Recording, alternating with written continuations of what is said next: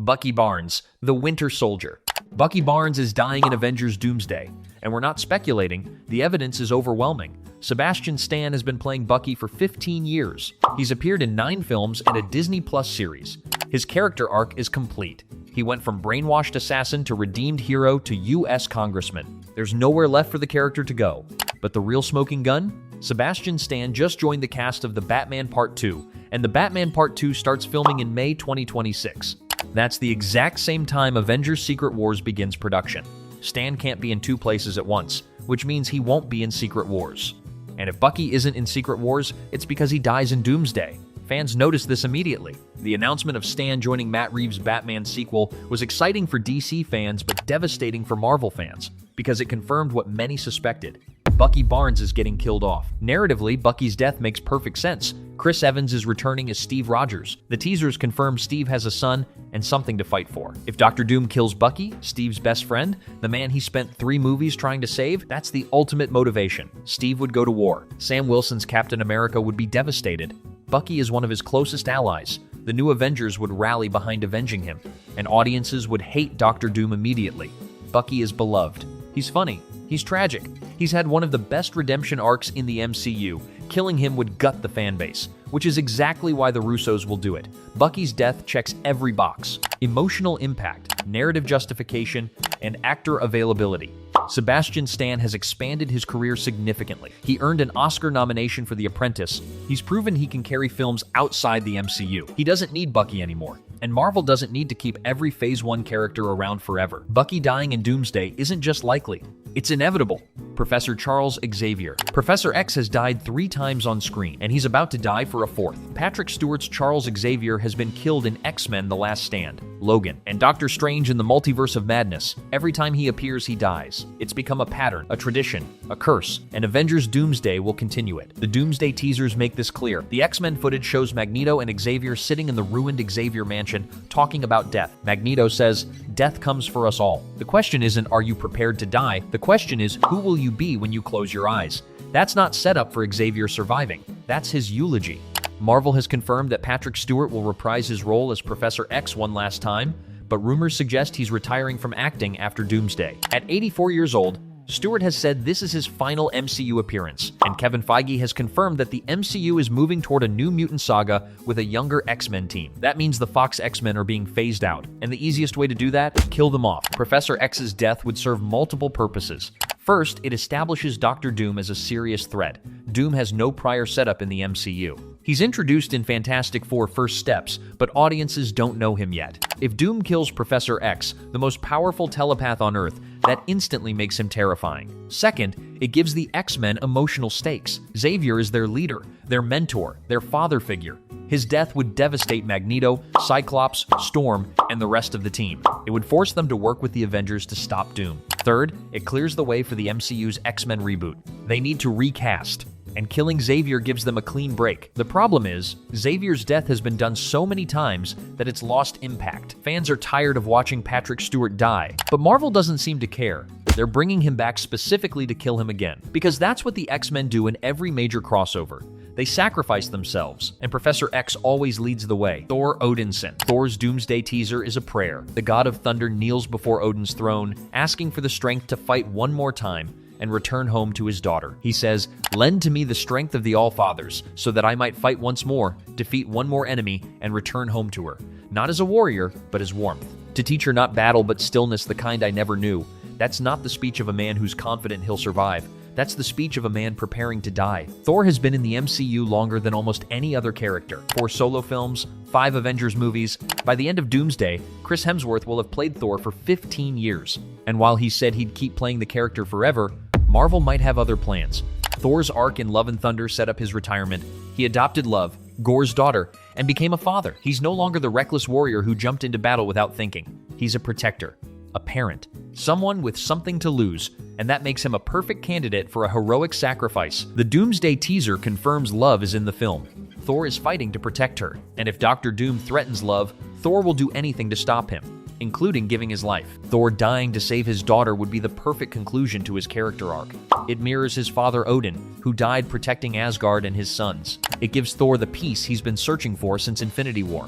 and it clears the way for a new generation of Asgardian heroes. Beta Ray Bill is rumored to appear in Secret Wars, Kid Loki is a possibility, Valkyrie could take over as Asgard's primary representative. Thor doesn't need to be the only god in the MCU. Some fans think Thor will survive Doomsday and die in Secret Wars, but the prayer suggests otherwise.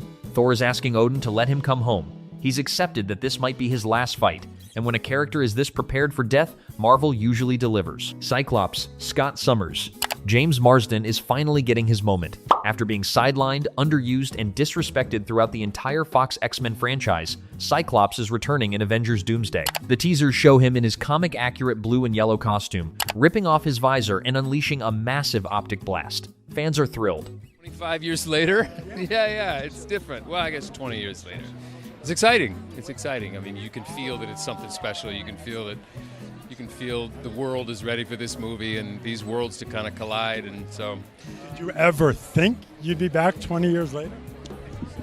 I thought there was a chance, but I think once 10 years passed and then 20 years passed, it was like, well, that was a nice idea. Cyclops is finally being treated like the leader he's supposed to be, but that's also why he's going to die. Marvel has a pattern. When they bring back a legacy character who was wasted in previous films, they give them one great moment before killing them off. Quicksilver in Age of Ultron, Crossbones in Civil War, Taskmaster in Black Widow, and now Cyclops in Doomsday. Marsden is 52 years old. He's not signing on for a multi-film X-Men reboot.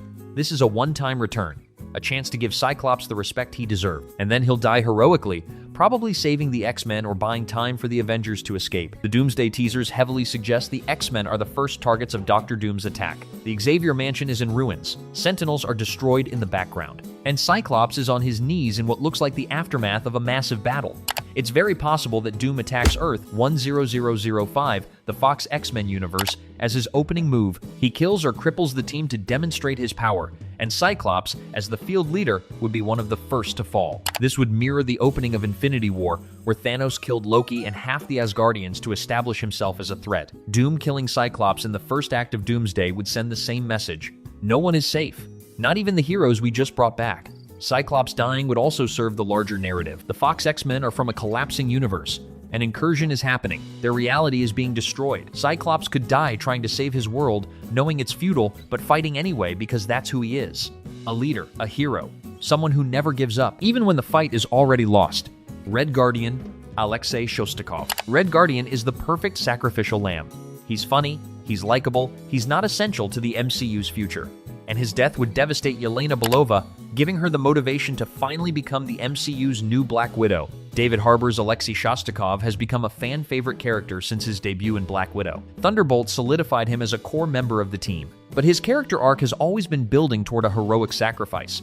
Alexei is a father figure to Yelena. He failed her when she needed him most. He was absent during her childhood. He let the Red Room take her, and he spent the last 2 films trying to make up for it. But words aren't enough. Actions matter, and the ultimate action Alexei can take is giving his life to save hers. The Russo brothers love killing comedic characters because it subverts expectations and makes the villain more hateable. Korg dying would be shocking but funny. Luis dying would be tragic but memorable. And Red Guardian dying would hit hard because he's become so endearing. Red Guardian is also expendable from a business perspective. Florence Pugh's Yelena is being positioned as the next Black Widow. She's the future of that legacy. But as long as Alexei is around, Yelena is still anchored to the past. Her father, her trauma, her unresolved grief. If Alexei dies saving her, Yelena is freed. She can finally step into her own identity. She can honor both Natasha and Alexei by becoming the Black Widow they always believed she could be. The death writes itself. Dr. Doom attacks the Thunderbolts. Yelena is in danger. Alexei throws himself in front of the blast. He dies in her arms. His last words are something about finally being the hero he always pretended to be. Yelena cries. The audience cries. And Marvel has its emotional gut punch moment for the first act. Red Guardian won't survive Doomsday. His entire arc has been leading to this. And Yelena deserves a Black Widow origin that isn't about Natasha. It needs to be about Alexei, the father who finally came through when it mattered most. War Machine, James Rhodes. War Machine has been in the MCU since Iron Man 2. He's appeared in more films than most Avengers. He's been a loyal friend to Tony Stark, a trusted military liaison, a member of Team Iron Man during Civil War, and he's never gotten a solo project. Armor Wars has been in development hell for years. It was announced as a Disney Plus series, then canceled, then reworked as a movie, then delayed again. At this point, it's not clear if Armor Wars will ever happen, and if it doesn't, War Machine becomes expendable. Don Cheadle is 60 years old. He's been playing Rhodey for over a decade, and while he said he'd keep doing it as long as Marvel wants him, there's no indication Marvel has long-term plans for the character. War Machine dying in Doomsday would be shocking because he's been around so long, but that's also why it would work. The audience expects the Fox X-Men to die.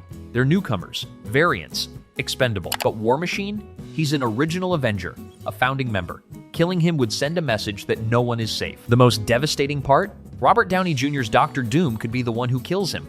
Imagine Rhodey facing off against Doom, seeing Tony Stark's face, hesitating for just a moment because he can't bring himself to hurt his best friend. And Doom takes advantage, kills him without mercy. That would be brutal. It would establish Doom as ruthless and cruel, and it would hurt the audience in a way few other deaths could. Rhodey has always been the everyman Avenger. He's not a super soldier or a god or a genius. He's a soldier in a suit, a man doing his best in a world of superhumans. And if even he can't survive Dr. Doom, then what chance do the rest of them have? War Machine's death is unlikely to be a major marketing moment. Marvel won't spoil it in trailers. But when it happens, it will hit hard, because Rhodey has been there since the beginning, and losing him would feel like losing a part of the MCU's foundation. Nightcrawler, Kurt Wagner. Alan Cumming is back as Nightcrawler, and he's already leaked that he fights Mr. Fantastic during the film. But here's the thing. Nightcrawler hasn't been in an X-Men film since X2 in 2003. That's over 20 years ago. Cumming is 60 years old. This is not a long-term casting. This is a nostalgia play. I was kind of old for a superhero even then, and now I'm back doing it, and that to me is hilarious.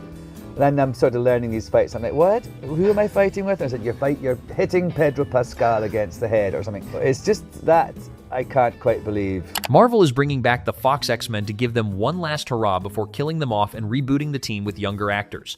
And Nightcrawler, as much as fans love him, is not essential to that plan. Nightcrawler's return is exciting, but it's also a death sentence.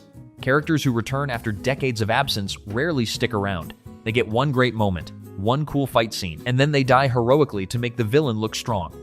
That's Nightcrawler's role in Doomsday. He's going to teleport into battle. He's going to fight Dr. Doom or one of Doom's enforcers, and he's going to die doing it, probably saving another character, probably in a way that shows off his powers one last time. The leaked information about Nightcrawler fighting Mr. Fantastic is particularly interesting. If Nightcrawler is fighting Reed Richards, that suggests Dr. Doom has manipulated the heroes into fighting each other. Civil War style, heroes versus heroes. And in that chaos, Nightcrawler dies, maybe caught in the crossfire, maybe sacrificing himself to stop the fight. Either way, he's not making it to Secret Wars. Cummings' return is a gift to fans who loved X2. But it's not the start of a new Nightcrawler solo series, it's a farewell. One last bam, one last heroic moment, and then Kurt Wagner is gone, leaving the door open for a younger actor to take over the role in the MCU's eventual X-Men reboot. Nightcrawler's death won't be the most shocking, but it will hurt, because fans have been waiting 20 years to see Cumming in this role again, and just when he's back, he'll be gone. Tobey Maguire Spider-Man. Tobey Maguire's Spider-Man is rumored to appear in Avengers Doomsday instead of Tom Holland's. And if that's true, he's dying. Tobey's Peter Parker is the most beloved Spider-Man of all time. Fans have been asking for his return since No Way Home, and Marvel is giving it to them, but not in the way they hope. Tobey's Spider-Man will return as a tragic figure, a hero from a collapsing universe who knows his world is ending. He'll fight alongside the Avengers. He'll give everything he has, and in the end, he'll die protecting the people he loves. Just like he always has. Tobey's death would be the most emotionally devastating moment in the entire film. Because this isn't just any Spider-Man, this is the Spider-Man who defined the character for an entire generation. The one who said, "With great power comes great responsibility." The one who stopped the train, the one who forgave his uncle's killer, and now he's going to die. Not from a villain, not from a mistake, but from choosing to save others even when he knows it will cost him everything. The leaked information suggests Tobey won't die in Doomsday according to some insiders. But here's the thing. Insiders said the same thing about Tony Stark before Endgame. They said Natasha wouldn't die. They said Steve wouldn't retire. And they were wrong every time. Marvel lies to protect spoilers. And Tobey's death is the kind of spoiler Marvel would kill to keep secret. If Tobey's Spider-Man dies saving Tom Holland's Peter, if he passes the torch in a final moment that mirrors Uncle Ben's death, if he tells Peter, "It's okay, I did what I had to do." This is what it means to be Spider-Man. That would be the most powerful moment in MCU history. And it would give Tobey's Spider-Man the ending he deserves. Not a forced continuation, not an awkward reboot, but a heroic, meaningful death that honors everything his character represents. Tobey Maguire's Spider-Man is coming back, one last time, and he's not making it out alive.